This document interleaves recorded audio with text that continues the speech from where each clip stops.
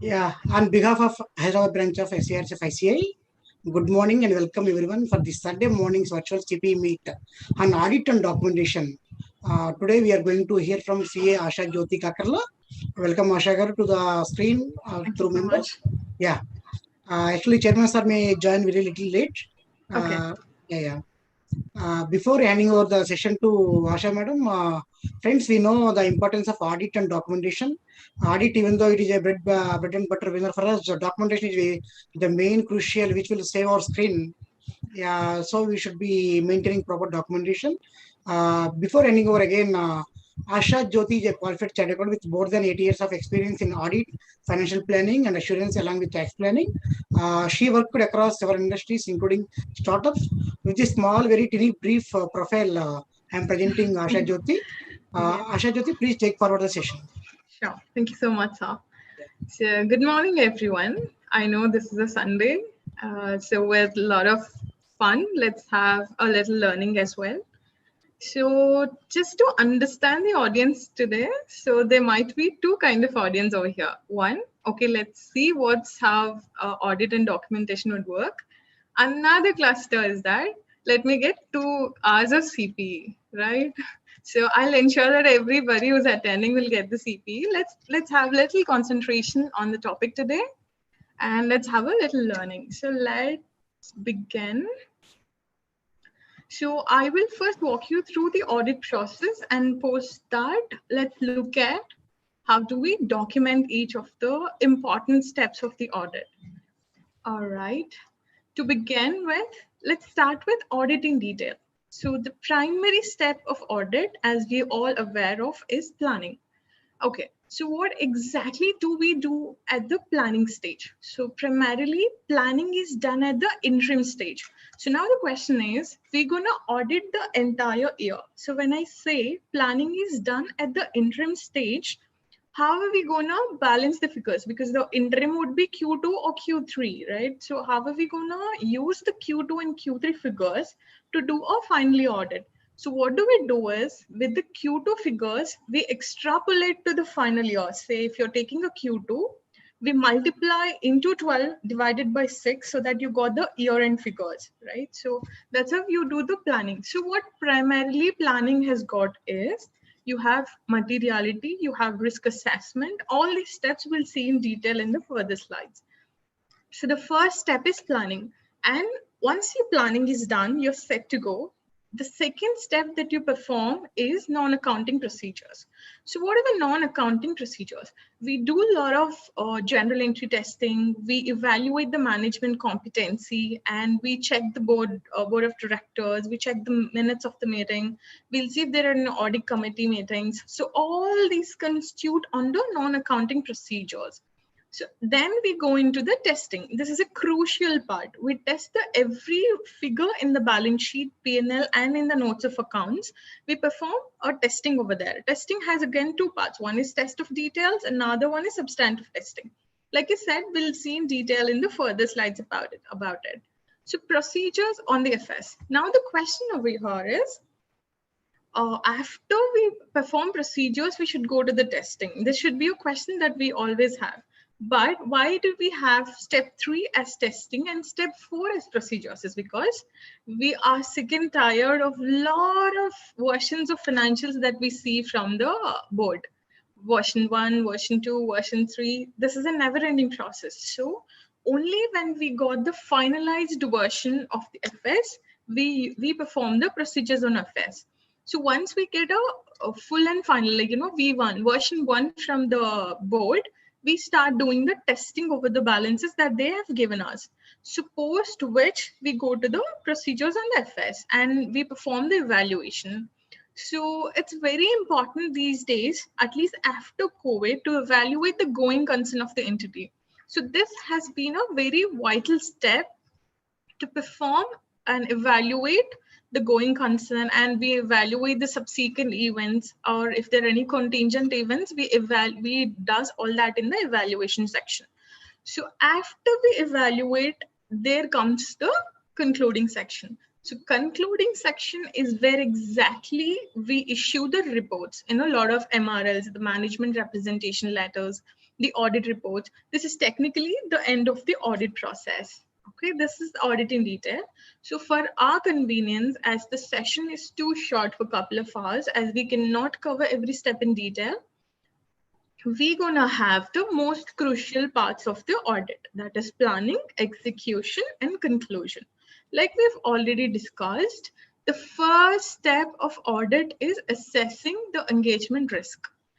All right, so every one of us might have known that risk assessment is always a best friend of a chartered accountant, right? So what is primary step is assess the engagement risk. So what are we going to do in assessing the engagement risk? So like we said, this is the first step of audit. So now I'm going to give you a brief about how a big four does an audit, like, or what is the mindset of a big four, how different is the medium firms from the big four. This is a primary approach for me today. So the first step that they do is assess the engagement risk. Okay, so now this is the first step. I said, okay, what do we do in assessing the engagement risk?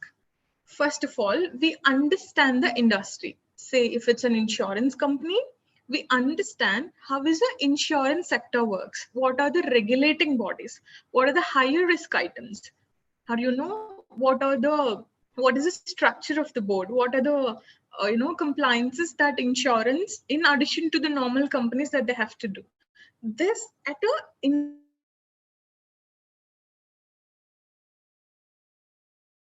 we document everything that is assessed. And the second step. So in the first step, we understood the risk. Okay. So the second step, am I audible? Yes, madam, audible, madam. Yeah. Okay, Little bit voice break is coming, so, actually. Feel free to post your questions if you have anything or you want me to go in detail. Okay. Definitely, Now, I will, yeah. Okay, great.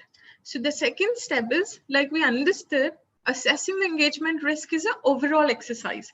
We see the entity from a bigger picture, it's a bird's view, and we go in detail in the further plans. Okay, the second step is understanding the entity and its controls. So as an auditor, another important step is to understand the entity and its environment. So how are we gonna do? Here I've gotten, I cooked up a balance sheet and an income statement. Let's say it's an XYZ company's income statement and balance sheet. Now we are discussing about understanding the entity. So before I get into the details, I want to give a note on documentation before we begin. So why do we need a documentation? Basically, like we've seen several cases where auditors, the first thing that happens when a fraud busted or a misstatement is found in the entity, the first thing that the media targets or anybody would take an action is on the auditors. Why is this fraud not covered in the audit, or why is it not triggered during the audit? First thing everyone knows, and that's a disadvantage of audit, is that we can never ever perform 100% audit. This is something that everybody knows. So what do? We do an audit on sampling basis. So when we're doing on sampling basis, when it involves a lot of judgments, what is that we have to do? The only way to rescue an auditor from these frauds and other such misstatements is a proper documentation. So how can you do it is maintain a folder. Okay, so as we middle and small audit firms do a lot of works such as audit. You have audit. You can bifurcate audit under if it's internal audit or a statutory audit. And in the statutory audit folder, you can have industry-wise folders, say insurance, trading, manufacturing, like that. So in the 2021, if you have it, in the industry, if you have insurance, click on the insurance, or if you have trading company, click on the trading industry. Okay, now we've got the trading industry. So let's have the years of audit. Like if you're auditing 2021, you can have it, name it as 2021 audit file. Okay, when you open the audit file, the files that I see in the order should be first and foremost important point is understanding the entity. So how important is it to understand an entity? So it's a crucial part, because you're going to audit and you're going to express an opinion saying that the entity is doing perfectly good and it's doing wonderful in its business. So if you have to say that, you need to understand first what they're doing, right? So the first thing that we do is, what is the nature of the business? Okay, so if I'm auditing a trading concern, what is the nature of the business? Is the trading. So you document it. So like I said, in your folder, in the trading company folder, in the folder of 2021, the first Excel file that you see is, or the Word doc, you can choose your favorite formats to save it. So we start with the company name and the year end. And what is the document name? Understanding the entity. You know what a lot of big fours do? They don't talk about, they don't talk about a document using the name. Rather, they had references for every file that they're using. So if it is planning, they would give it as 11100, which stands for the planning.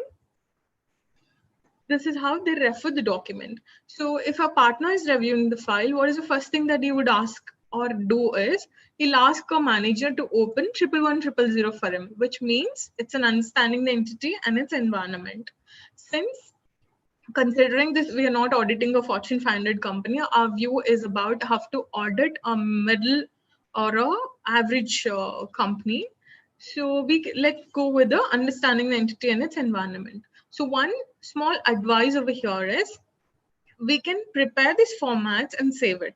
Like we have the understanding the entity form like this. So we prepare this and we save it. This is something that we're gonna use for all of the audits here on. Okay, feel free to edit it or add anything that you feel important. But these are the mandatory or for sure things that should be available in understanding the entity audit. Fine. Okay. First thing that we're going to see is nature of business. So like we started, the entity involved in the trading. Okay, fine. So what is a product that it is trading? So next sentence goes like this. The entity, the XYZ company is involved in the trading of ABC product, and the major customers of this line of industry are so and so. Who are the competitors? So we know, for any reference, we use the competitor. Like we'll see what is that doing to understand what is this industry or this person is doing. So for the XYZ, the competitor is PQR and the size of the business is so and so. These are the details that you're gonna make a note in the nature of the business. Next comes the organization structure. So for a small entity, the structure would be very simple. You have the just one company you have. For example, if the company has subsidiaries or a lot of affiliating companies, or it is entered with a JV with something, or it is partnered with any other company, those are all the details that comes in the organizational structure. Okay, so the structure would be very simple if it is in case of a trading or a manufacturing company for a small companies. Otherwise, if it is an investment banker, or if you're auditing an insurance company, what happens? Insurance generally has a JV with the onshore. Like if you see Bharati AXA, ICICI Lombard, these are the JV companies, right? So these have a HO as well. So the organization structure is where we represent all of the affiliates or JVs or the partnerships that the organization has entered into. Okay, here where we documented such things. So tertiary is a management structure. So management for a trading company or a manufacturing, the structure would be pretty simple, right? You have the CEO on the top, you have the CFO, and you have each wings, right? Like, legal department, financial department, and the product department. If it's an insurance, you have claims, premium department, several other structures. You see like now, what is the importance of having a management structure?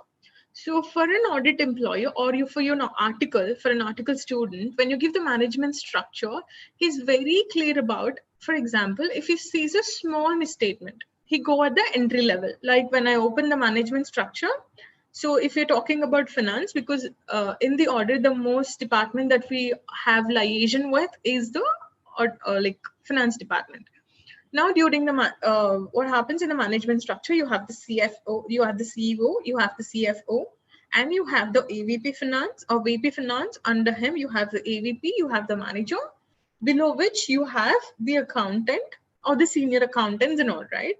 So now, looking at the misstatement, now the article student knows when you open the structure, okay, so the relevant person for the small misstatement or this explanation, if I wanted, is this person. So the structure gives a clear picture about whom do we reach out to for an article student. This is all self-explanatory. So the next step that we have is a related parties. As we know, there are a lot of legal requirements or a lot of disclosures in the area of related party. It's very important you evaluate or you know who are your related parties, who are you transacting more with, who are your close companies. So here where we document everything related to the related parties. And there are certain applicable laws. So for trading and manufacturing, the general laws are like GST, income tax, the Companies Act, or the common ones. But if you are doing any specific engagement or any other specific industry, here where you exactly mention all the applicable laws, here we can write saying, the current applicable laws for this organization, for the XYZ company are the GST laws, the income tax laws, everything, all the laws that you are noting. So end of it all, we have all the five. Now the question is, fine. Now the partner, the client is with us for 5 years. The partner is the same who is auditing it. Now my question is, why do we gonna document this? We know everything about the client. What is the point in documenting? For example, if the partner, there is a ABC and Co. Okay, there are A, B, C, and 3 partners. So partner A takes care of the trading group. Partner B takes care of the manufacturing. Partner C, the other industries. So what happened? For certain reasons, partner A is not available for audit. Okay. Now, is it possible for partners B and C to just come and understand the business? For everything, if you're gonna buzz the client, the first reaction that comes from the client is, boss, you're auditing this entity for several years now. I don't expect you to ask these questions. This is a primary question that we get, the primary answer that we get to hear from the client. First thing is that, and secondary, for the smooth run of audit. Now I'm partner B. So I am taking care of manufacturing. My challenge here is I have to sign XYZ audit. So how am I going to do it? The first thing that I do before I audit is, if this is documented, I open the understanding the entity, I read through whatever is happening. So I know from the last 5 years or from the inception that the audit is with ABC and company, I happen to go through all of it. When I read what is the nature of the business, I know what it is doing. I know the organization structure. I know the management structure. I know the related party. I know the applicable laws. So everything that is necessary to understand the client is already here. So this reduces a lot of chaos. And if there is a change in audit team, for example, all your articles, the final year articles has gone for a leave, okay, the exam leave. So for your second year or a first year intern, if he's going through of all of it, which is written already, does it not save the time of your second year article? He may not explain everything about the client, right? When he opens the understanding entity document, it is clear for him. Okay, the entity is trading in the product A, B, C, or these products. Okay, these are the competitors. Okay, if I have any doubt, the reference is this. The organization structure is that. Okay, related parties are so and so. So this we do at the planning stage, which is at the interim stage. So this needs to be updated at Q3 and Q4 as well. Like at the middle of the, end of the Q3, you again go back and ask the client about, is there any change in the organization structure? Did you do any, is there any amalgamations or any purchase and sale happened? We make sure it is all updated. Is there any change in the management? Is there any change in the related parties? These are a few questions that you have to ask at the end of Q3 and Q4 so that you have everything documented. Okay, now we understood have to document the understanding the entity and its environment and the uses of it also, correct? Okay, so now why is it very easy? We see a lot of big fours and there are a lot of iterations in the big four. Like, you know, people leave the organization as very high. Why do you think they're able to deliver the audits on time even when the audit team is not same every year? The answer is they have everything written. They are not dependent on the people. They are dependent on the documented work. If I'm doing it for the second year, if I'm doing this audit for the first year, when I look at the audit file, okay, I know in and out of the organization because everything is written, correct? So the only one advice that I can draw to you here is draft such statement. You can use it for any industry. Draft such thing and give it your article. Tell your article, this need not be a perfect statement, but whatever you learned in about the client, what about the nature of the business, please write it and send it to me. So what we can do is, we can, once the article has documented all of it, the partner can review it and according to his knowledge, he can add few things and save it for the next year. Okay. So the first thing, understanding the entity and its controls. So we understand all of it. To understand the controls in the organization, we attend a lot of walkthroughs, right? A process walkthrough from, like if you take purchases from the PO to to end of the purchase, right? To end of the payment, like who is, how to raise a PO, how do they evaluate the POs, how do they check the number of options, that how do they evaluate the purchase options, from whom is are they purchasing, how is the inventory coming inside the gate, what is a register, like, you know, how are they maintaining the inward registers, what is the stock report, right? So you have to definitely ask your client to walk you through the entire process to understand the controls. This is again a separate topic altogether about the controls, but this is a very vital point because we have to, auditors have to report about the IFCs, the internal financial controls. So it's very important for an auditor to understand what are the controls. If there are any loopholes, we have to recommend the management to correct such loops in the process. Okay, the next steps. Now, we have assessed the engagement risk at a broader perspective. What are the risks that are involved in the industry and what are the risks with the entity? And the secondary, we understood how understanding the entity should happen and how to document that. Now, the tertiary point is about materiality and risk assessment. I have to give a triple star over here since this is a very, very important step, as it's important for an auditor to decide what is material, what is not material. So how are we going to decide if this item of the balance sheet or this item of the P&L account is very material? So how do you decide the materiality? We take both quantitative and qualitative, like the bigger number in the financial statements and also the most important number. So, okay, so we take both qualitative and quantitative. Perfect. Now, let's see how are we going to calculate the materiality. Okay, so the primary assumption here is that we are auditing a trading company. Okay. All right. Now you have like I said, in your folder of trading industry, within that, in the year of 2021, the first file is that understanding the entity. So over here, you can have a separate folder for understanding the entity. A lot of your clients might have the organizational structure or the AOI, like, you know, I'm sorry, the organizational structure, the management structures in a PDF format. So you can ask your client to provide all these details and save that in the understanding the entity. And a lot of times, you know, clients, you know, there are few false statements that they might make. They might give you the organizational structure, and when there is a change also, they do not intimate to you.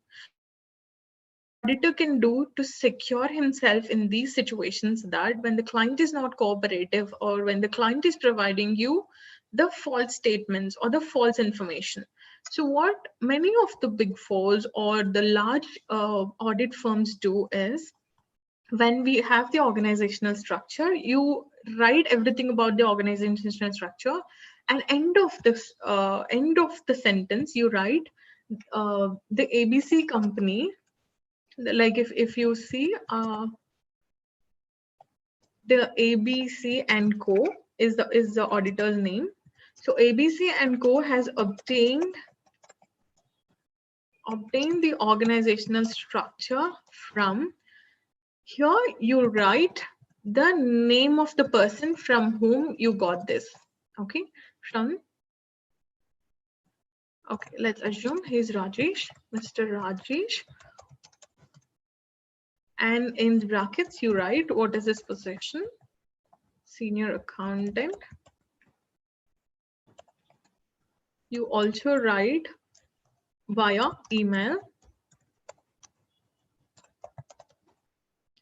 on so-and-so date. So this is how we know that from whom did we obtain, how did we, and what is the date that we obtained. So what is the importance of writing a date over here? So this indicates that for if a partner is reviewing your file, so like I said, this document, understanding the entity, is performed at the interim level, right? At Q2 end or Q3 end. So now partner understands, when you write the date, the partner understands that, okay, my audit team has reached out to the client at the year end and they got the details of the client at the year end.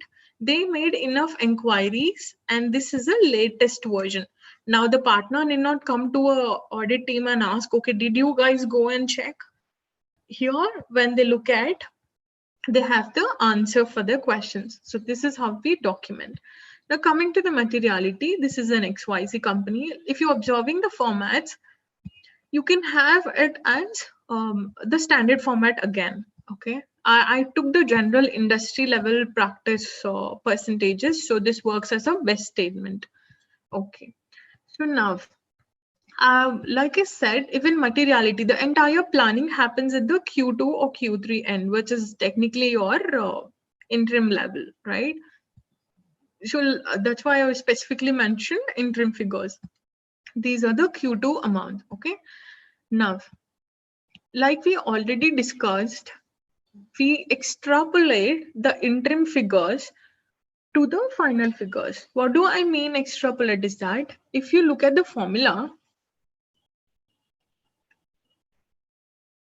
you see in it's coming from the income statement. Okay, before and we multiplied with 12 and we divided by 6. There you got a financial figure for the 12 months.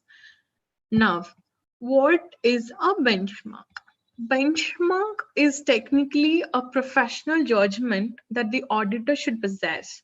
So what do I mean? So what is a benchmark that I have taken here? If you follow the link, this is a total revenue.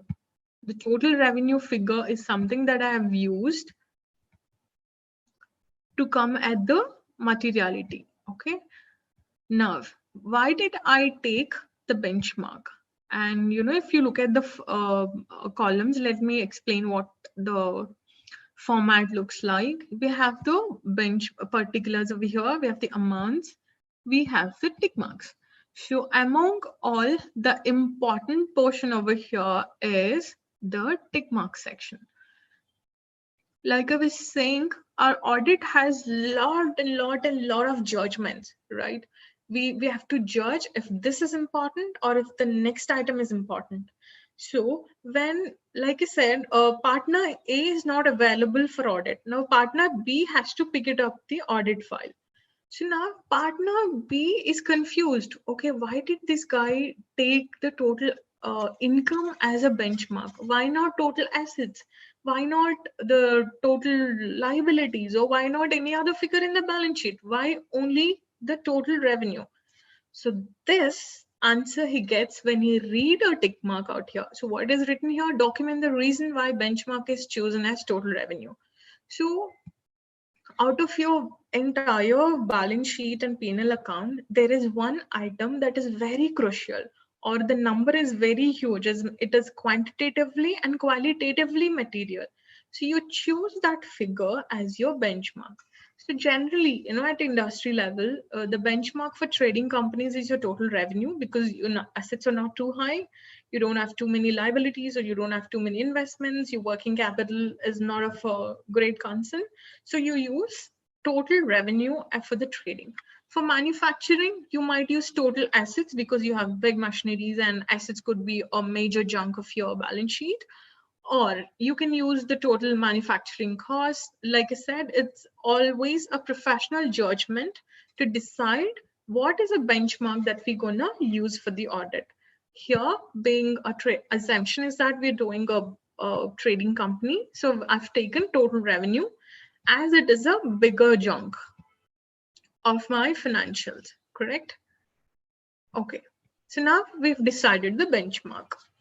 How do we compute a materiality is, it's generally 10% of your benchmark. So for your audit, what is important is, now we have identified a benchmark. A benchmark is a very crucial item, both qualitatively and quantitatively in your financial statements. Perfect. So materiality is generally computed as 10% of your benchmark. If you see my formula over here, this is C10 into 10%. What is your C10? Is your benchmark. Into 10% is your materiality. Now I got the materiality. Why? How do I use materiality? Is that to identify, if you go to balance sheet right now, let me know if you guys have any trouble looking at the figures. Okay. Now, what is my materiality? For this entity is around 14 million, right? 1.4. Okay. Right, it's around 14 lakhs. So when you come and evaluate your balance sheet, cash is 84, other cash items are 17. So I see everything is material over here. When you come to liabilities, accounts payable. This is important, but not material. This is not a material item which would go into a detailed investigation or detailed audit procedures. So because what is my materiality? We have two materialities. One is materiality, another one is performance materiality. So to decide whether an audit it needs a detailed audit or test of details, just the test of details would suffice. You use the materiality to decide on that. What is the materiality? 14 lakhs. What are my account payables? Is around 5 lakhs. So you see, is that much important? Is that a very important area? This is how you make the judgments. You see there are short-term detail, short-term debt.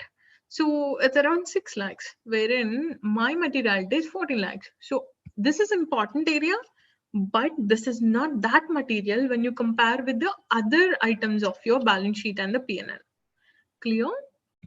So this is the importance of materiality. Materiality is the only figure based on which we decide what are the important areas in the balance sheet and the P&L account that needs extra procedures, extra audit procedures, like which item is going for the substantive testing or which item is going for the just the test of details or substantive testing, which you decide based on the materiality. Performance materiality, this is generally at the industry practice is 80% of your materiality. So now what we did, we computed materiality, which is around 10% of your benchmark, and the performance materiality is 80% of your materiality. If you see my formula, materiality into 80% is my performance materiality. So we have understood we decide for the risk assessment and planning, we use materiality. For the testing at the risk assessment, we use materiality, and for testing of each item, we use performance materiality. Going down, we have CTT. CTT stands for clearly trivial threshold, which is like, this is a bandwidth, 71,632 is a limit to what extent an auditor can excuse a misstatement. What do you mean by this? For example, I am testing the total assets, right? So the assets might have, both additions and deletions. The opening balance, which takes care. So if you are the only auditor who is auditing you are the audit of current year, you audited the PY. So generally what is a balance that goes to the P&L is, Your opening balance plus additions minus deletions minus depreciation is what comes to the balance sheet. So opening balance is already taken care by the PY auditors, or it is already audited in the PY. You made sure it is rightly carried forward. So you have two items to test over here. What is it? One is your additions during the year. Okay, you ask the client to provide all the additions during the year. Okay, I got the additions list. Out of the additions list, because you can't audit 100%, you select certain samples. Okay, you've selected samples. Fine. In this balance, let's assume 2 lakhs is my total additions. 2 out of 2 lakhs, I've selected 3 items worth 30,000. Oh, sorry. 30,000. I have one with 40,000 and I've selected one with 80,000. Okay. So now these are the addition samples that we are testing. So I asked the client to provide me the invoice for all of these 3. Okay. 30,000, there is a misstatement. No misstatements. Everything is good. And 80,000, yes, there is a misstatement. Okay. Now, when I am checking this audit, when I'm expressing my opinion, I see there is a misstatement with a value of 30,000. So I know there is something important that the auditor should be concerned about.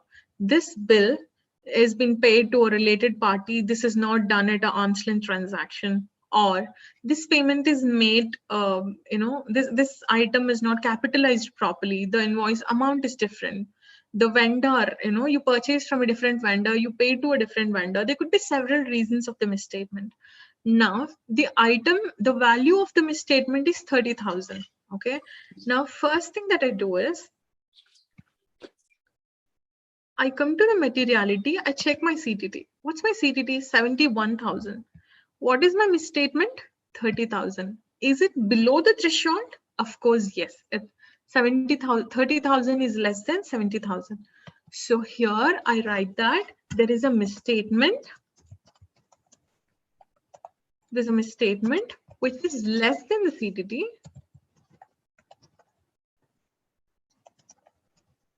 In the CTT, and no issues noted, or no further work is required. We generally have jargons, no further work required. Okay, this is how we document. Now, if there is, let us suppose we finalized and we signed the audit report, okay, and later in an inquiry, they reached out to the auditor saying that some inquiry has reached out and they said, there is a misstatement of 30,000. Why is the auditors didn't catch this point? So when you already documented all the reasons and why you said there is no issue is because you have written, you are saying to the person who reached out, the inquiry person, that, boss, we identified the 30,000 fraud. Because this is below CTT, below my threshold that I have, using my skill set, I've decided on what is the bandwidth to which extent we can bear the CTT. So it's below my CTT. I thought this is not a concern of my point. So we did not qualify a report based on this misstatement alone. Okay, that's how we make a judgment if it's vital or not important, or it's important but not material, right? So anyway, 40,000 didn't have a impact. So 80,000, again we noted a misstatement. So here what we write is my CTT is somewhere around 70,000, right? 71,000, wherein my misstatement is 80,000. Is it above CTT? Yes. So what do I document in the testing work paper is the misstatement is above CTT, and hence there should be, and hence we perform additional audit procedures on the balance. So now 30,000 we left there. Okay, we wrote that no further work required and we stopped there. When there is a misstatement that is of 80,000, this is the area where we perform additional procedures. That means we go back to the client, we ask the client, boss, look, the vendor that you have entered, or the you entered in a transaction with the related party, the general amount for this, the market value is just 30,000 or 20,000, wherein you paid 80,000, which is not an arm's length transaction. Or the amount, the invoice amount says 1,20,000, but you have entered only 80,000, or you wrongly capitalized entire 80,000, wherein this amount is not eligible to be capitalized. Whatever the reason could be, you go into the detail, you investigate, you ask them to give you the POs, you ask them to give the material inward receipts, or how did you quantify? Does the A's allow you to quantify it? This is how in detail you go. So that's the importance of CTT. This is the primary figure which gonna help auditor to decide if that misstatement needs additional procedures, or that misstatement, also that's a tolerance band to which extent an auditor can bear. Okay. So this is how we perform, or we calculate the materiality, the performance materiality, and the CTT. We use the materiality at the planning stage to decide which account should go for the test of details, or which item is very important that needs an extra attention.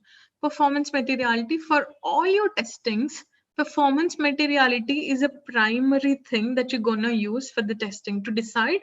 Now, we know, right, we cannot perform 100% audit, and we do it based on the samples.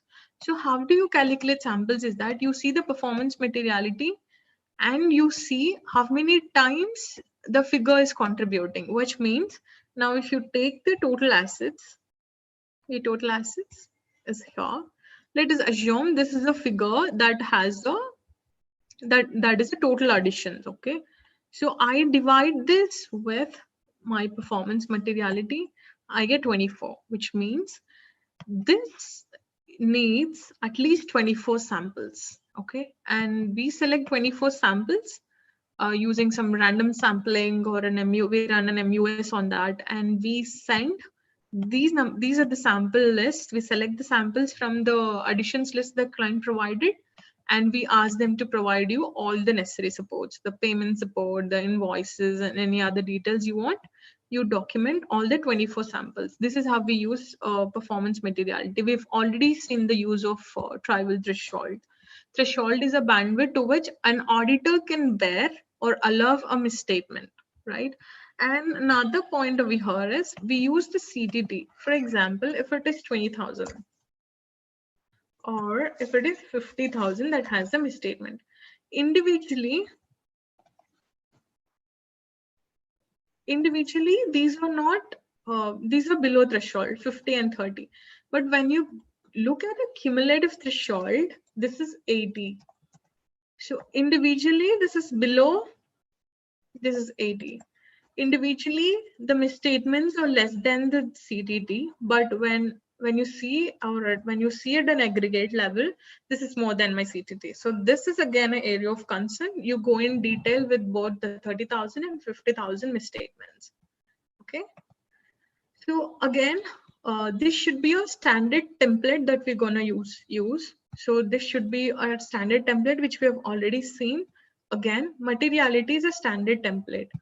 So we're gonna, like when I say standard template, if you go out here, you have these formulas. So this is something that we keep always ready. Every big four or a big firm, what it does is every statement is ready. You need not format these things for every small audit that you're doing. These are already formatted. This format is saved. When you give it to your second year intern, you tell your intern that just include the benchmark, right? And include the benchmark, your every figure is auto-populated, right? So when I go to once the partner decides what should be a benchmark, now we thought benchmark should be my total revenue. I haven't extrapolated. So I extrapolate for the year, and rest of the figures are auto-populated. This is how we save our time yet do a effective and efficient audit. Clear?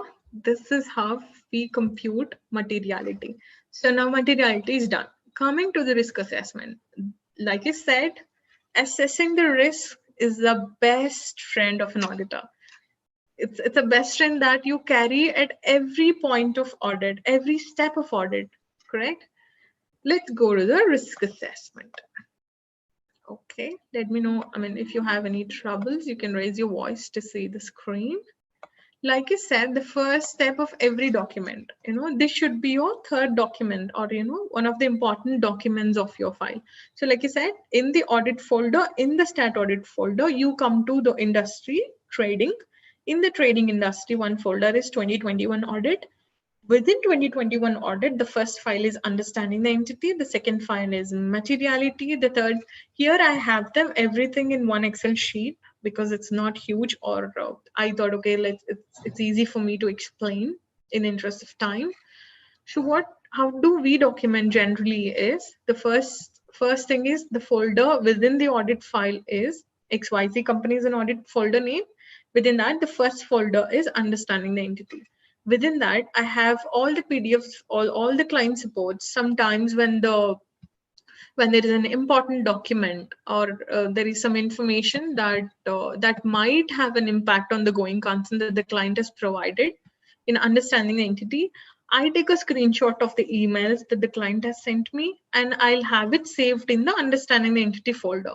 So now I have organizational structure folder, or every important thing that I have is saved over here. Okay. That includes all the vision statements, the mission statements, everything. Okay. And the second item is materiality. So you save this work paper in the materiality folder. Tertiary, you come to the risk assessment. The first thing is XYZ company. So like I said, this is part of the planning. This is a primary thing that's going to decide which item of your balance sheet or which item of your P&L requires a large amount of audit procedures or a very detailed audit. One can go, just with the test of details. One needs a detailed substantive audit. So how do we decide? Like again, risk assessment is done based both on taking into consideration both qualitative and the quantitative factors. Okay.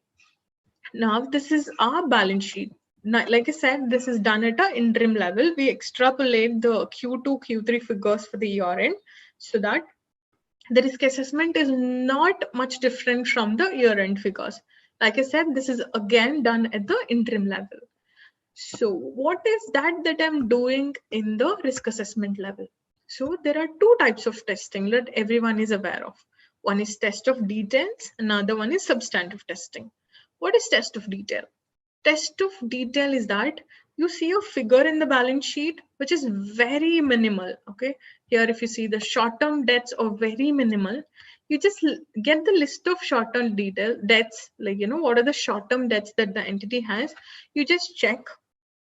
Instead of doing instead of evaluating what is is there any agreement, or where is a loan from, instead of checking it in detail, you just get the confirmation, just the external confirmation from the parties who have provided us the loan, who has provided the entity loan. For example, for the XYZ company, ABC Bank has given loan.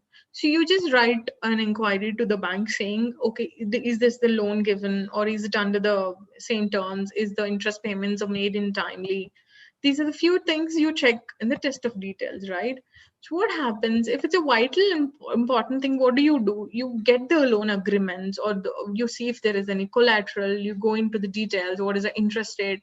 Is it within the arm's length? Is it a related party? These are the additional things that you check in the substantive testing. If it is just a test of detail, so how are you gonna make a decision that if it's a test of detail or a substantive testing is this document? This document is going to help you which area of your audit needs extra attention. Now, again, there is a situation where there's inquiry happening. The person who is doing inquiry has come to you and asked you, boss, we identified a fraud in the company in the area of short-term debts. Why did you not catch the fraud? Or what is the audit that you did in this area? Show me. So immediately you can open this document. look boss, my materiality is 14 lakhs, my performance materiality is 11 lakhs, and the item worth is around 6.9 lakhs, which is like 0.6 million, and it is 3% of my total liabilities. If you see the formula, the percentage represents what is a portion of this document out of this item out of the overall liabilities, and it is just 3%. So I performed only test of details. Here you document the reason. I'll tell you. So now I'm answering my inquiry officer saying, this is the 6.9. I did not leave it as this is an important item. I did test of details. I did reach out to the third parties. This is a confirmation I got from the third party. And these are the procedures that I applied, because you're documenting everything that you're auditing. There's no escape. You're showing them, see, this is the audit requirement. I performed as per the audit procedures or the international standards that ask me to do.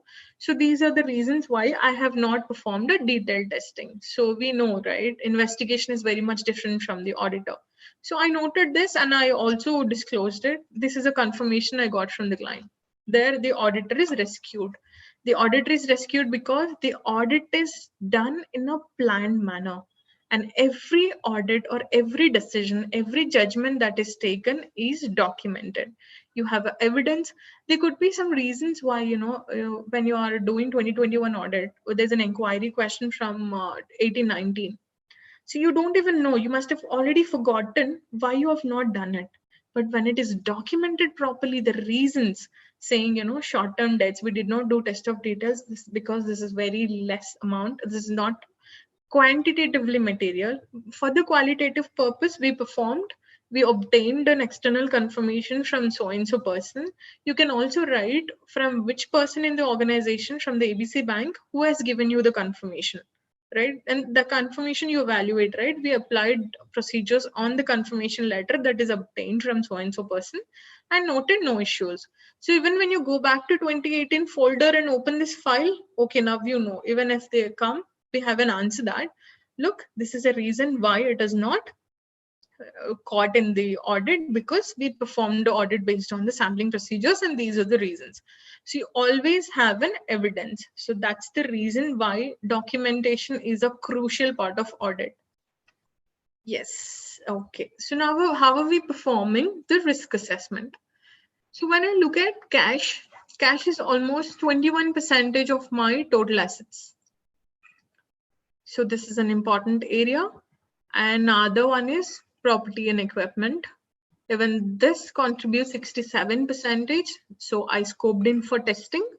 I scoped out non-current assets for testing. So you might ask me a question. This is more than materiality. Yes, it is more than materiality, but it is way less than when you compare to other figures in the financials. This contributes very less. I perform procedures, but the testing, the detailed testing is done for the property and the cash balance, and the properties will go into the detailed testing. Now for the non-current assets, I have certain audit procedures which we perform based on the nature. I see if it is qualitative. If I feel it is qualitative, though it contributes less, I scoped in for testing. Again, this is purely a judgment of an auditor to decide if it's qualitatively material. Quantitative, we can, however, just see, even if the property and equipment is not qualitative, even if I feel this is not an important area, I have to scope in for testing. I have to do the testing because I can see it contributes 67% of the audit. So quantitative can be done by just using the formulas. Qualitative is purely by the judgment of the auditor. So henceforth, while choosing, you have to document the reasons, right? You again write a tick mark.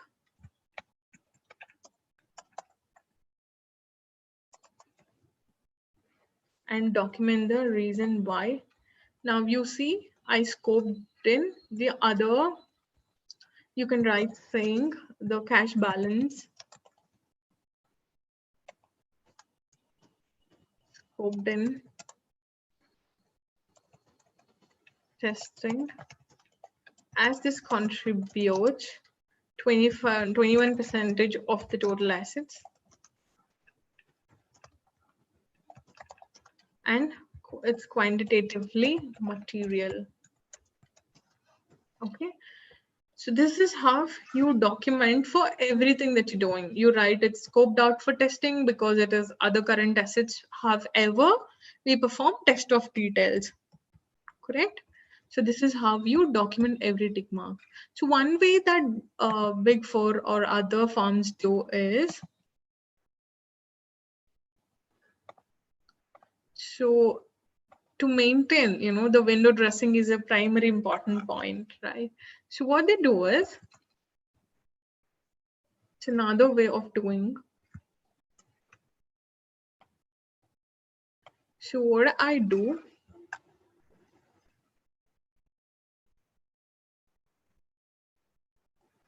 so I name it as tick mark.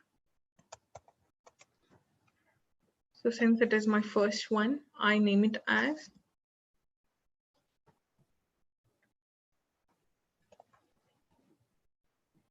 so what I do, next to the risk assessment, I attach the tick mark. I come here,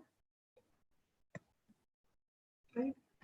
So if this is audited, this stands in black. Once this is updated, this turns green. So the green indicates that the person has worked on. See, we always leverage the PY work papers, right? So if it is a previous year work paper, you turn it to the black. So once you've documented it, you turn it to the green. And here,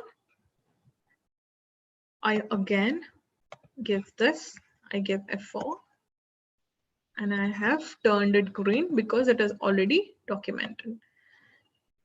So when I am checking the risk assessment, I want to understand why cash has been scoped in for testing. I open the tick mark, I come here. Now I know the reason, fine, I'm going back here.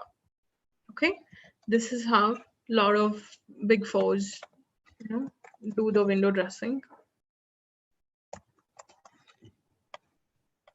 Correct? One way to do is that. Another way, you can directly write over here itself instead of following these protocols, Okay. This is one way. So this is a risk assessment that we perform. So we do it both for the revenue. I happen to show you the balance sheet alone, but we do it for revenue as well. Okay, this is how we scope in or scope out. This is a very important exercise that the engagement team should sit with the auditors and decide why each item of the balance sheet or which item of the balance sheet or P&L is very important for testing. What are the high risk items in the testing that needs extra procedures, or which item of the balance sheet needs to be. Remember to document every reason, even if you're, even if it's a partner with around 20 years of experience, it is always advised to document the reasons why you had to take that professional judgment. Yeah. Okay. This is how we do the risk assessment. So far the formats, even here you can have the format. You can have these formulas fixed. You can have the scoping document. You can have a tick mark, and every format is fixed. Just that the auditor, just that the article student should bring in the values. So by that he knows which is quantitatively material and which is qualitatively material or no. Okay. All right. Here comes my preliminary analytics procedures. Like we discussed, planning is done at the interim level alone. Okay.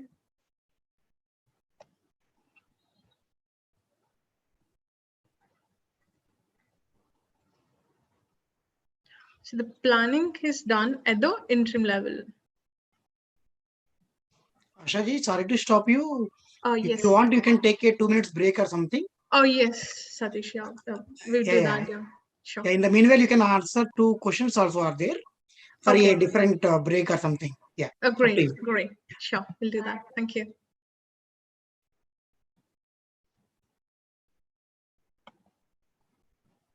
Yeah, you can take a break or you can pose your questions if you have anything or you wanted to understand something in detail. You can take to up to you, madam. 5 minutes break also okay, no issues. Sure, sure, sir. Please have some water and a cup of tea. Sure, Members, we sir. are breaking for 5 minutes. We will reassemble by 12:05 again in the online mode. In case of any questions, please post in the Q&A session. Please, Asha, please take a break. No problem. Sure, yeah.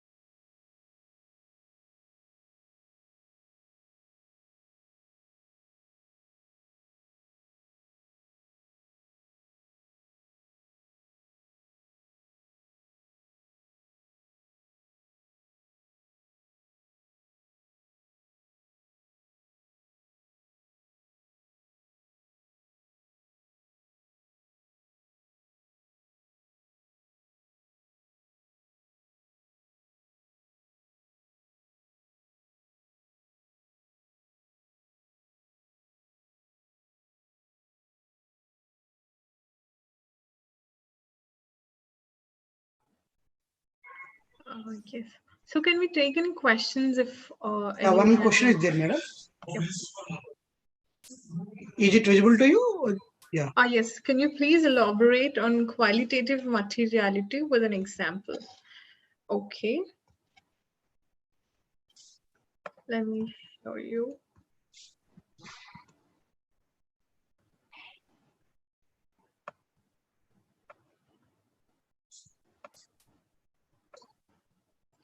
Yes. When you look at, for example, I'm auditing a investment banking or a trading company, okay, to be very clear. So here, short-term debts, I've decided this is not quantitatively material, okay, but this could be qualitatively material for me if the short-term debt is from my related party. So quantitatively, this is less than my PM, the performance materiality, which is 11 lakhs. This is not quantitatively material, but this is qualitatively material because the loan is taken from the related party, or this is an item that is first time coming in the balance sheet that is not relevant at all. This entity does not require any loans, or it is self-sufficient. The working capital is very good. This first time it has gone for the loan. The loan amount could be really small, but this is qualitatively material because this is not a nature, or this is not a usual entry in the balance sheet. If you see any new item from the PY or any deviation, so qualitative is always a professional judgment, like we have already discussed. So you decide based on the nature of the entity and nature of the item in the balance sheet. Like I said, if it's first time in the balance sheet, or you have it with the related parties, or the amount is not as per the arm's length, or the agreement transactions have not gone in line with the law, you scope in for testing, though it's not quantitatively material. Okay, so let's continue. So in the interest of time, I might not be able to take you through in detail for the executions and conclusions. We'll see the planning in a very detailed manner. Okay. So now we're performing preliminary analytics procedure. So now what exactly is preliminary analytics? So even the preliminary analytics is done at the interim stage, and we'll see how to document the preliminary analytics procedures and what exactly are we doing. So preliminary analytics procedures, what is the first thing that we do is we check with the PY figures, we check with the budget to understand if there are any major deviations. Like when we're auditing post-COVID for the first time, right? The first year audit after COVID, we've seen a lot of changes from the budget. There we know the reason why. There was a COVID-19, there are lockdowns, the business got impacted, and that's why everything has gone very low. Perfect. That's due to COVID. There has a reason. The auditor is satisfied. No further details are required. But in general, every business can estimate their next year business. They know the plans in advance. Their budget should be in line. Unless there is a huge activity, there wouldn't be much deviation from the PY. The preliminary analytics is such exercise or such thing that ensures, or that makes sure, that the figures are not very deviating from the PY or from the budget. Perfect. Now let's see what exactly do we do in the preliminary analytics part. Okay. Now, the preliminary analytics is done at the Q2, right? With using the Q2 figures at the time of if you take your financial year as Jan to December, end of June. If you take your financial as a financial year, your year's your financial year, you do end of September or end of December, right? You do this, you get the Q2 or Q3 audit results. Okay, you extrapolate for the Q4. Since it is Q2, I've did into 2. This can be into 12 by 6 as well. So I multiplied by 2, thereby I'm getting the Q4 figures, which I assume to be year-end figures. I have the PY. This is something that is readily available for you in the last financial statements, or you can get it from the client. Or current year financial statements always have the PY. And you ask the budget figures from the client. So thereby you have all your information at one sheet. You have the Q4 figures, you have the PY, you have the budget. So now what is the exercise that we do in preliminary analytics is we see the difference. You see difference from the PY. If you see the PY balance is around 3.2, wherein it is around 1.68. The difference is around 1.34. And we calculate the difference percentage. We know, right, what is a growth percentage or difference percentage, current year minus previous year by previous year. This is, let me write it, or previous year, it's either ways, previous year minus current year, you divide with the PY, thereby you get the growth percentage. Okay, this is how we calculate the difference percentages. So we can have it as a format, like you have this format, you anyway have the balance sheet and P&L items with you. So for that, add Q4, you have the Q2 figures, you have the Q4, extrapolate it, you take the PY and budget, leave these blank, just include these formulas and give it to your article student. Like give the differences formulas, give the differences percentages, uh, and then give these percentages as well. What is that article student should do is give Q2 figures, get from the client the PY, get from the client the budget. So thereby your entire Excel sheet is auto-populated. This again is gonna save your time. If your article is giving with just a VLOOKUP or just to copy paste the figures also, it should not take more than 10 minutes of your time. So where will the most of your time go is to understand and evaluate. Now, so you have the CTT, you have the materiality. Now you know what is important and what is not important. Now over here,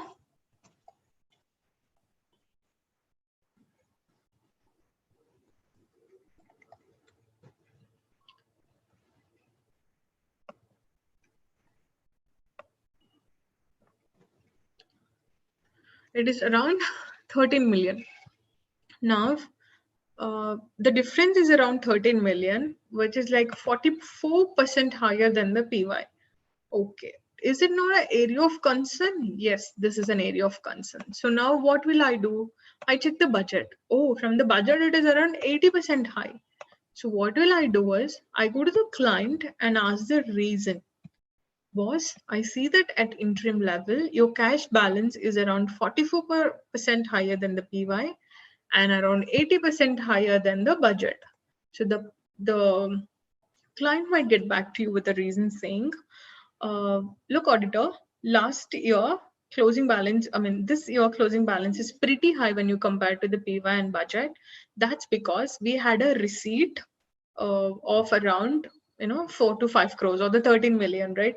We have a receipt around 12 million at the end of the on 30th June. If you're taking June or September, let us assume we have September figures. The difference of 13 million is due to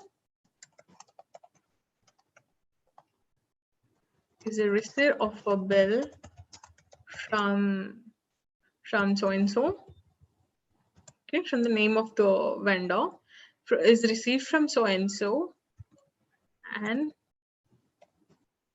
relative expense is expected to be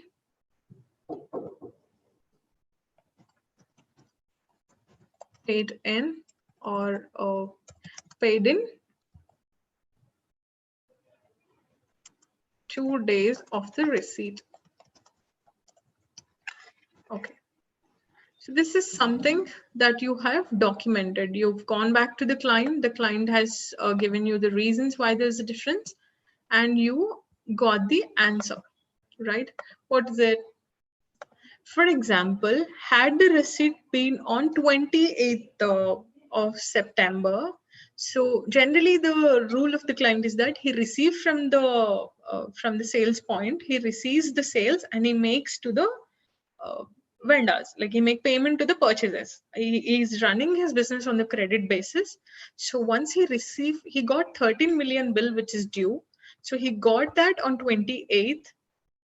If it is the payment is made in T+2, like the transaction plus 2 days. Okay, for 2 days, the amount is sitting in the bank. After 2 days, I make payment to my creditors. So what happened? This is a general nature of the business. This is not an exception, right? So I write,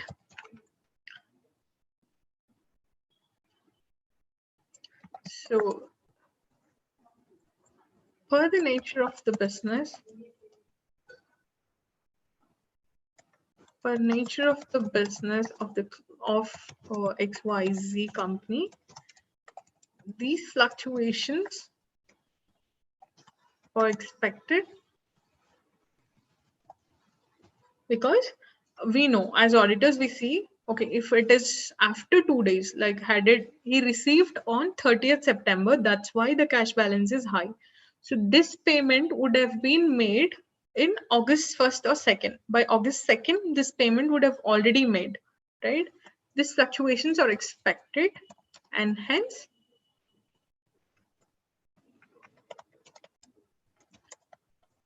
no issues noted. Okay. So the nature of the business of the client is such that the differences or the fluctuations are expected. So we know the reason why there is a difference. I have an answer now. Okay. So this item, when it is per the PY, it is reduced from the PY, the other current assets. But when you look at the budget, this looks 66% high. So now I go back and ask the client, boss, the PY difference, I'm fine. It's just 25. They might be at the year end, will take care of this balance, but I'm worried about this. Why is this a 66% difference? Now I went back to the client. The client will come back and tell you, boss, during the budget, we thought one FD, we will withdraw one FD as for the working capital requirement. Let us suppose there is an FD that they're, instead of putting the cash account in the bank, they deposit in the FD, which they can withdraw any given time, any day, right? Which will give them 3 to 4% of the interest, right? So they park their amount in an FD. So the client come back to you and give a reason saying, boss, listen, we thought we will withdraw that for the working capital requirement, but the working capital looks fine for us. That's why we did not withdraw it, right? This balance should have ideally gone to the cash. When you withdraw it from it reduces from the non-current assets and it goes to the current asset because the form is changing to the cash. So now the client has come back to you with the reason that due to this, the difference is because of that. So now you know the reason why it is high for the budget and not for the actual figure. Now what do you do for discussions with the client?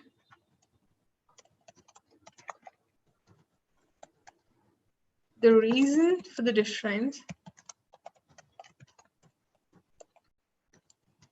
Now you write your reason, you document the reason why it is different, and you write no issues noted. Or you write no further work required. Had it been important, you write additional procedures are performed and this balance specifically should be evaluated at the year end. If the difference still persists,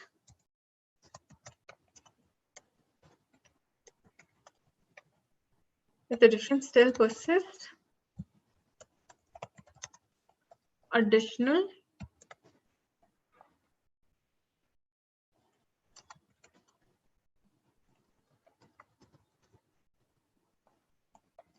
okay.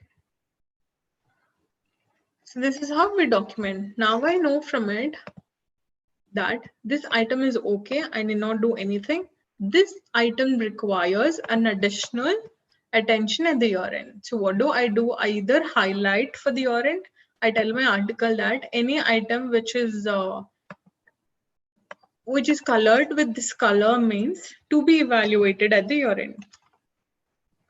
Or I name a column saying plan of action.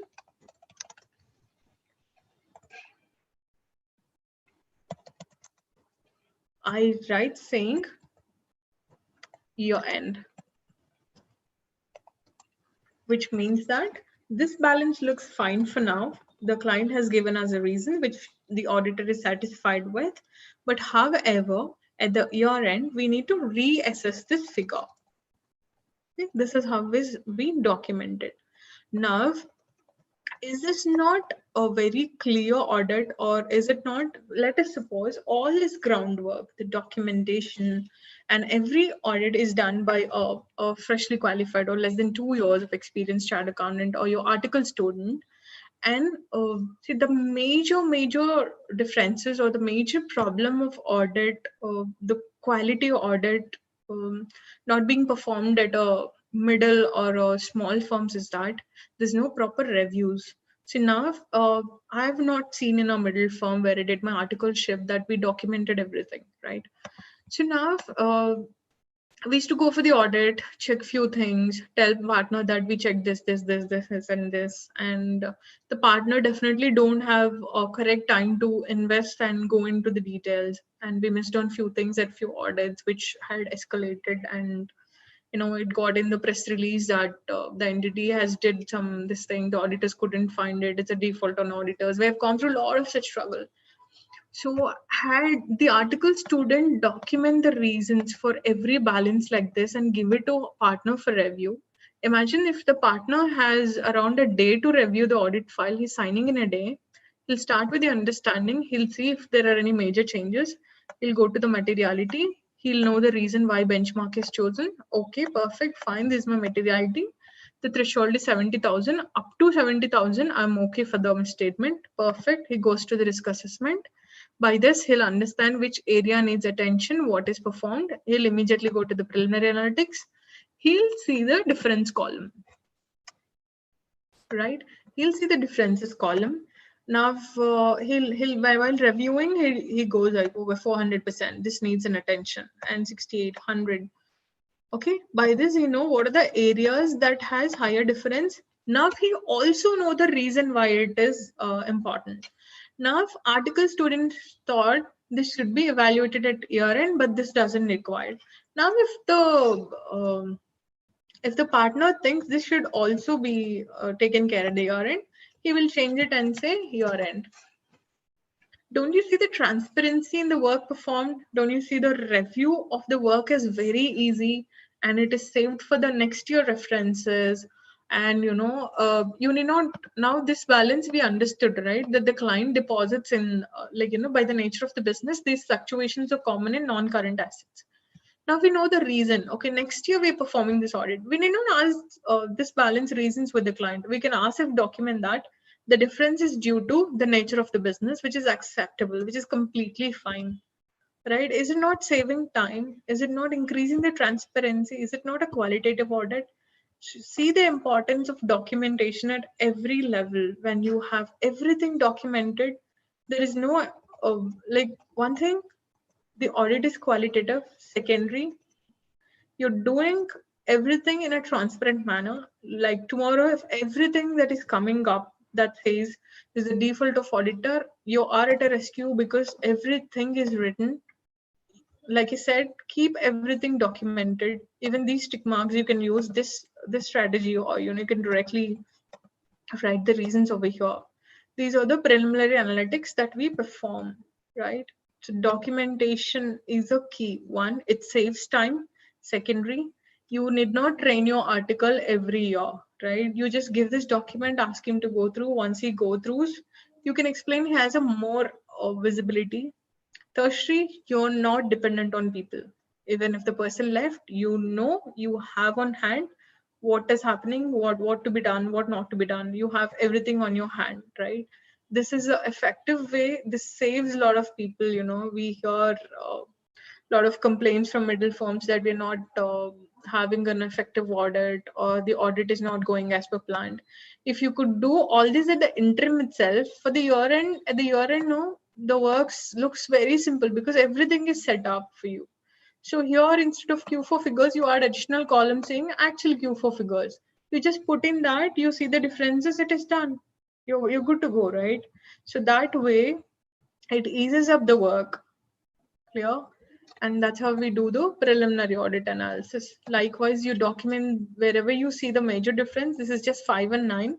So any business, there would be change up to 10, 20%. So that should be okay. Like that, you evaluate each reason why it is high. For example, loan is high. Yeah, the loan is high because accounts payables are high, because there's a huge transaction, or there is one balance that is due from so long that is not yet received, or it's negative that is received, or there are huge transactions. We thought the business would budget, but from the budget it is 68% difference, right? So you thought there would be a huge deal that the entity might close at the year end, but they were not able to close it. So the reasons why. You document everything. You ask the client. There's no worry at all. The client's response for every reason that you want.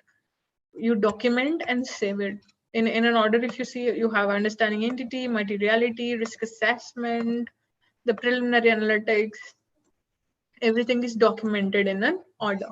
Now we have scoping and audit strategy. I've covered scoping in the risk assessment itself. Scoping is technically about what item of your balance sheet or P&L should go for substantive testing, or what item of your balance sheet or P&L should go for test of details. This is something which you perform. Perfect. Now coming to the execution part. In the previous slide, we've seen non-accounting procedures, right? So what do we do in the non-accounting procedures is that we perform JET, general entry testing. So I did not get any JE dump to show you how the JE testing is performed. But what you do is, when you get the JE dump from the client, there are few keywords or few standard things that we can do. One, out of the total JE dump, first thing that you check is there any word that has a misstatement or fraud, bribe, or any of these words is used in the narration? You check for these. If not, we're good. If there are any entries passed on, you take a list of holidays or list of national holidays, public holidays, or the entity holidays that you take, and you see if there are any entries that are passed during the holiday period. And you also check if the entity, the entity has two accountants, one accountant A at one level and senior level S1 and S2. So generally in the organization, the entries are passed only at the S1, S2 level, and few closing entries will be passed by the manager. So we'll check if there are any entries that are passed by the high cadre, like any CFO or CEO has passed any entries, because this is a manipulation. Any entry that is going should go from the basic level, right? So if there's anything, we'll check in the JE testing. And there are a lot of such rules. You check all of these details about the entries and you perform once the JE testing is clear. For example, you also check for rounding off figures. No amounts in the audit are rounded off, right? But if you see any round off figures, for example, you're doing a JE testing, you're checking for the rounded off figures, you found one. So what will you do? You go back to the client and ask, why is this figure rounded off? Or why is this entry on a national holiday? Or why is this entry passed by the CFO or CEO? Now for the rounded off, you went back to the client and asked, why is the figure rounded off?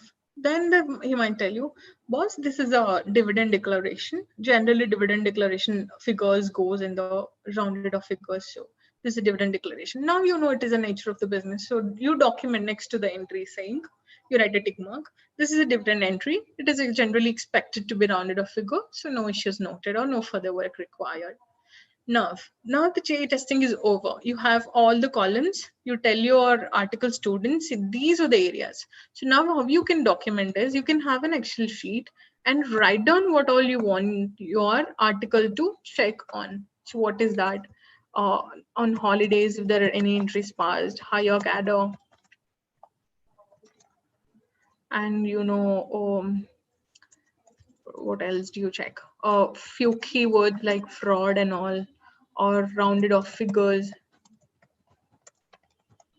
So this is one checklist that you can give. If there are any entries, let the article give the number, like 2 entries, 3 entries, 4 entries, 1 entry due to the interim dividend declared, or any of the reasons. Let them document the reasons why it is so. Okay. Fine. TB review. So what we do is the client will give you the TB. The first check on the TB is that total should be 0. Another check is that you take the grouping from the client. You take the balance sheet, you take the TB, you also take the grouping. You re-perform, or you yourself will draw a balance sheet from the TB. Now, the balances with 1000 will go to the total revenue. So he might have total sale of product A, B, and C. The sum of A, B, C is something that forms the total revenue, right? So they might have different codes. The amounts might be going to different codes. So sum of code A, B, and C is equals to the total amounts in the revenue. So we perform, or we draw our own financial statements to check if there are any deviations or grouping issues. Why is this amount grouped under revenue? Why should it not go to the other revenue? For example, they have a byproduct. They do a small or Apart from the business, they sold something, some part of the machinery. It should go to the other revenue, not a part of the total revenue, because this is not as per their business. So this is some item that should go to other revenue. So we'll immediately go back to the client. We'll see the grouping. Boss, this grouping is wrong. This item can't be a part of your total revenue, but it should go to other revenue. These are the checks that we do during the TB review. So what do? We check the totals are zero, the primary check. Another, we obtain the grouping from the client. We'll ask the client, this is your TB, tell me which balance is going to the balance sheet, which balance is going to which item of the balance sheet again, right? You re-perform that, you check if it is correctly, drawn, or the grouping is right. These are the primary things that we check. So we review the board meetings. So what we do is, if it's an important client, if the turnover is more than 100 crores or so, what you can do is ask your article, take a board minute, board meeting minutes, ask him to see. There are, when you look at the minutes, there is a lot of formats that happen, but only important point is resolve that, right? Only the resolution that tell your article, boss, wherever you see any resolution, make a note of it and give it to me separately. So have a document like understanding the entity, like Q1, four board meetings, right? Like Q1 board meetings, Q1 minutes ka summary,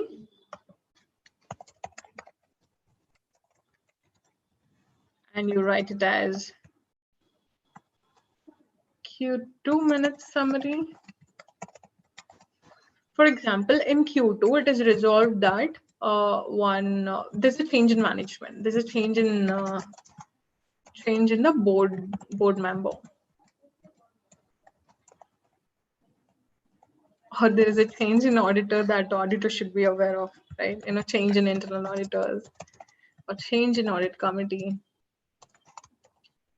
So this will definitely have an impact on the FS, right? The change in board they might come and change few accounting policies, or they might change few things that is not as per, or that needs extra attention by the auditors.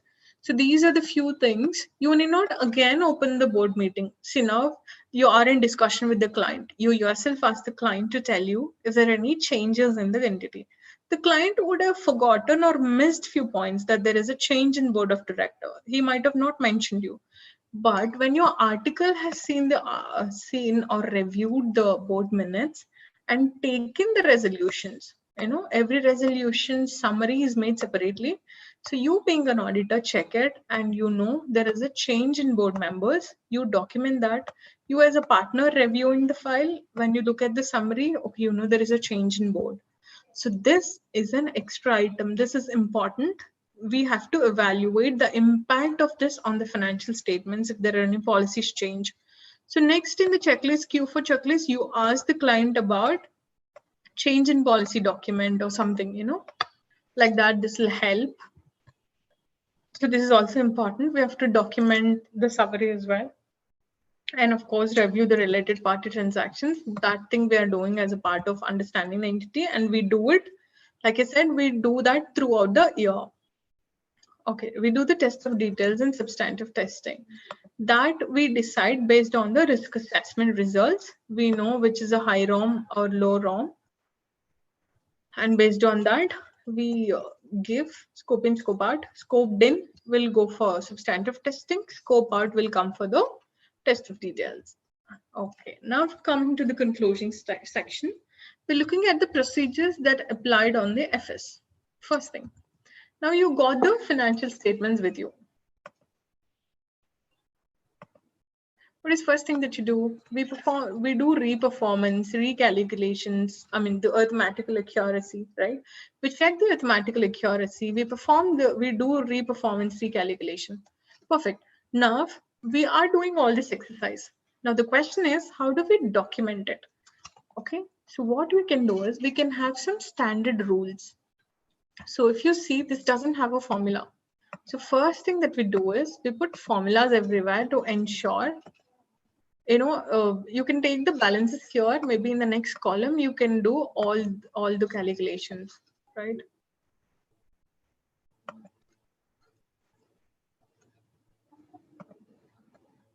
So you do these performance recalculations, and over here you come. You can either mark them in green, which means this is good. You need not do anything, or you just change the numbers into green, which means it is properly done. Or down here, you can put a tick mark, or you can use any mark. You can adopt anything. We generally use in the Big Fours. In the Big Fours, once the re-performance and recalculations are done, they use this tick mark. Right? Once you get the FS and you use this, which means we perform the recalculations and re-performance, the totals are exactly tying with what the client has given us, right? Sometimes we see the balance would have not routed through the P&L, but they'll adjust on the face of balance sheet. Right here, they'll say plus so much, right?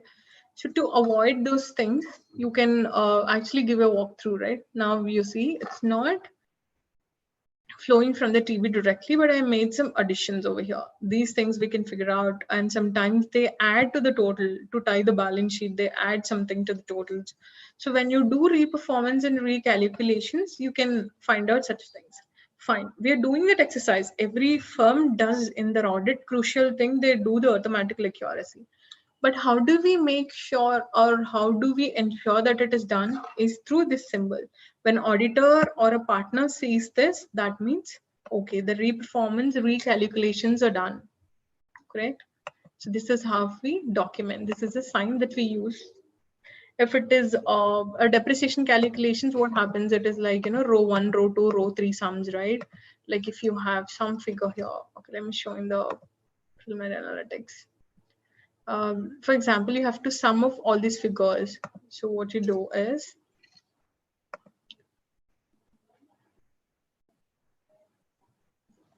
you sum up all these figures.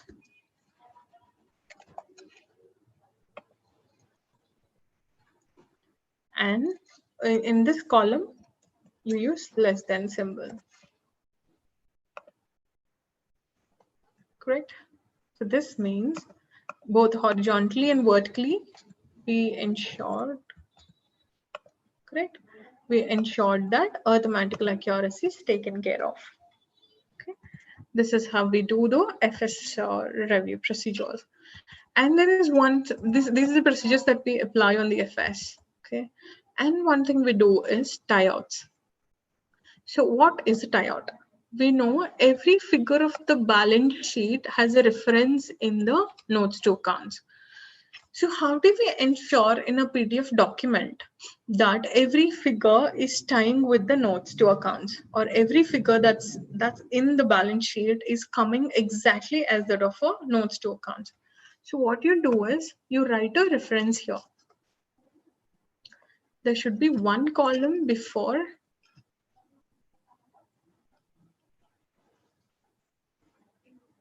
and there's one after. So what we do is,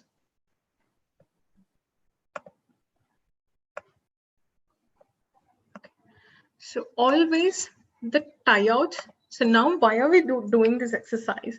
This exercise is to ensure that the numbers in the notes are flowing correctly from the notes to the FS, and whatever figure is in the FS is exactly same as that of a note. Okay. This is like when you have a PDF, when it is not linked through this thing, tie-out should always done in the red because it's an alert.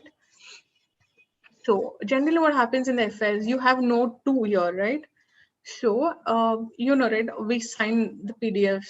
So what you do is, for example, what is your PDF style? The first thing is your balance sheet, then comes first thing is your revenue, then your balance sheet, then cash flows, then statement of operations, and then you have some declarations and all. And somewhere between note 2 or 3 starts your financial notes. So that could be in page 12. So what you do, so basically the items in the balance sheet are coming from notes, no? So before the figure, because it is coming from note, you give the note reference. right? And which means now you went to page 12 to check 84 million is the amount of cash in the notes. Yeah, it's exactly same. So you wrote page 12. So now it's like a mutual exercise, right? You check the note amount is same as that of balance sheet, if both the same. So this amount, again, you say, I check this amounts per note, it is same as per the note. So you come to the note. Let us assume the note is here. Okay. So you come to the note. Let us suppose this is a notes to accounts. You come to the note, and on page 3, you have the balance sheet. Where is it going? It's going to balance sheet, right?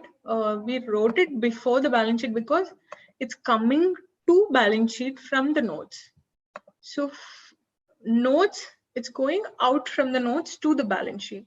So over here, mark it in the red, you write page 3. Now this ensures that all balances in the balance sheet are rightly coming from or going to is correctly happening, and every figure is properly disclosed. Now I've actually seen a case where the entity or the auditors have not performed this check. So what happened? The notes to accounts shows the current assets as 16 million, where on the face of the balance sheet, it shows 24 million. So generally the readers or the stakeholders don't check the notes unless they want details, right? They check the balance sheet and presume it to be true. So what happened? There was a proper misstatement. They wantedly they did that, and auditor somehow missed that. So what happened? It was a huge case, and there was a disciplinary action on the firm and all. So even when you do it, how will a partner know article student has done this exercise? So what we can do is when you see these figures or the cross references here, of course we put a check on it. We check 4, 5 randomly, like if it's the same. But if you practice this exercise, it is evident. And tomorrow, if someone questions also, okay, there is some exercise that is performed that is here. We know it's going from the page 12 notes. It's going to page 3. We know that it's coming from page 12. Like this, we do it for every item. We write it from page 13. You go to the notes to accounts and say that it's again going to page 3. Right? This is how we do the tie out. This is called tie outs. Okay. And basically the arithmetical accuracy, everything is part of the tie out. We perform this and do that. And confirmations.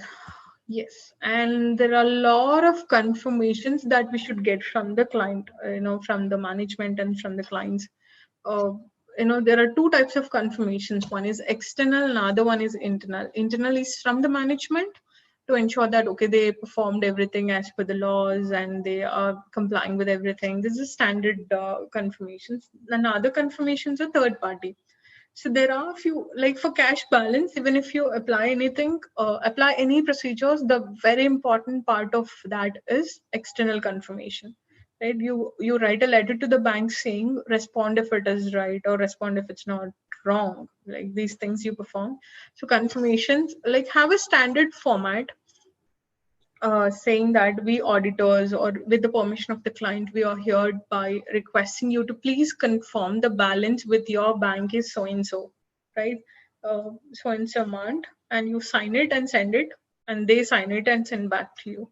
So have this format, so this helps you save time, right? And concluding audit procedures. So here we perform preliminary audit procedures, which are part of planning. Now you do concluding analytics over here. Instead of Q4 balance, you add another column with Q4 actuals. These are extrapolated, those are actuals. You do that. And going concern evaluation, like we discussed after COVID effect, going concern has been a very important thing, and you evaluate subsequent events. If there are any event that's going to affect the transactions, for that particular year, you document that, and you have management representation letters and the audit report. This is exactly the audit process and documentation. Now let's see So this is a very famous saying: if you didn't document, you didn't do it. This is a famous quote that entire Big Four is running on today. It's very clearly said. So first time when I joined Big Four for audit, I was very irritated. Like, man, why should we even write for everything? I went to my manager and said, no, this is not going to happen. This looks like a Monday job to me. I don't want to write, document everything that I'm doing. That's when he exactly told me, Asha, if you don't document it, it's as good as you didn't do it. I, as a manager, when you review your work, if you're not documenting or writing what you're doing, I presume that you have not done it at all. So this is something that every one of us should keep in mind as an auditor. We have to document everything that we are doing. Clear? Remember, if you didn't document it, you did not do it. Yeah. So first thing, what is the importance of documentation? One, that it's evidence that audit is performed as per laws. So now over here, this is nothing but the standards, right? Every standard has given few. There are risk assessment standards, understanding the entity and its environment. There is certain standard. So there is a standard for risk assessment for everything, right? It is as per the laws. So when you document it, one that your documentation shows you're doing it as per the laws. Another one, it assists the engagement team to plan and perform audit. For example, you have the risk assessment document or the materiality. Don't you think that helps your engagement team to decide on what is next step, what is to do? So he need not always ask the partner, shall I do the test of details or substantive testing on this balance? Directly when you open the scope, he understands himself, right? When you have the scoping document over here, he knows this document is this document is, it stands as a proper guide. Okay. It enables the engagement team to be accountable for its work. Now, so make it a habit at the end of the audit, let the article student sign off. So what is a sign off? Let him, if the article student name is Suresh, let him write Suresh in bold and let him write the date. So what's the date today? That's 19/12/2021.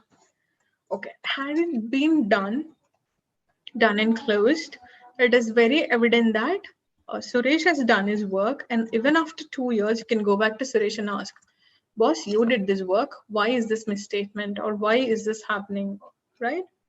It makes the account team, it makes the engagement team accountable. So retaining a record of matter of continuing significance to the future audits. For example, you're doing an audit for 4th year right now. So for everything, you did not go to the client. You have every detail, every track, everything is properly documented. You can leverage it further. So what you can do is, instead of using the standard format, what you can do, you can just, use the same sheet just to change the figure.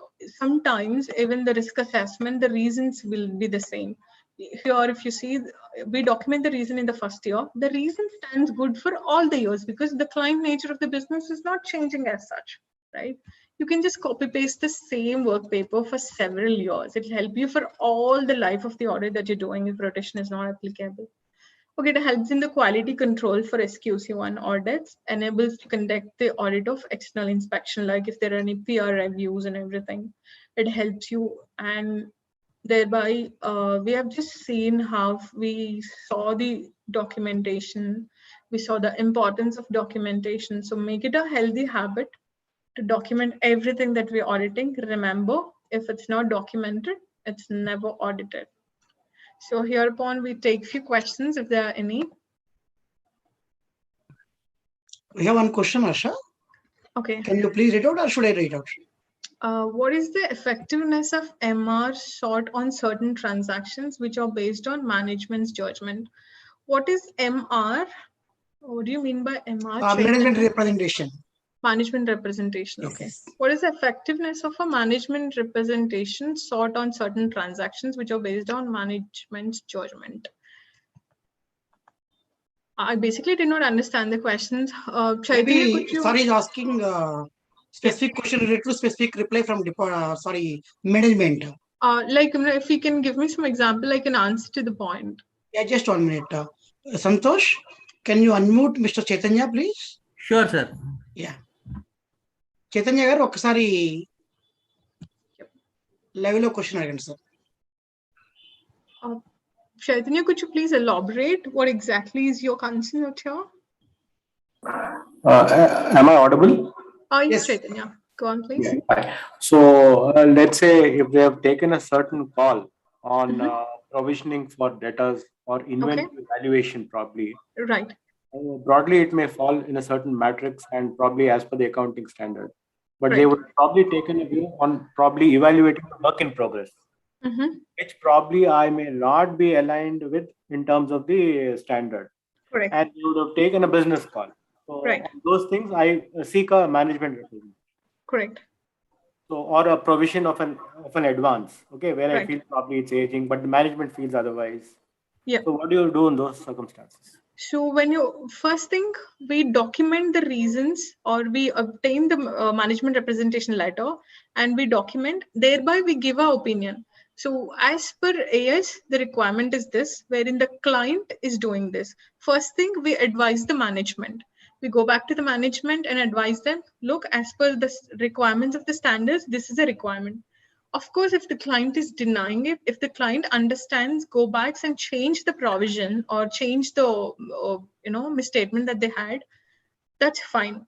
If at all the client has not agreed, of course this will be part of your audit opinion. This will gonna affect your opinion, and this will be part of your emphasis or other matters paragraph. You're gonna document the reasons and everything that the client has told you. In the concluding section, you come to the concluding section of your audit folder and you document the reason, you document the discussions, what the client has responded, you write the person's names also. As per the discussions with the AVP, name so and so, the client has responded this way, where in the opinion of auditors, in the opinion of ABC and Co, this is what we think. We advise the management on these lines, but the management did not agree for it. Thereby, this is impacting our opinion. This is how we write, Chaitanya.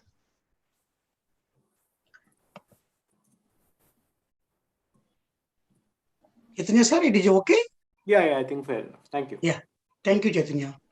Members, if anybody are having any question, I think one more question came. Yeah. Thank you. Yeah.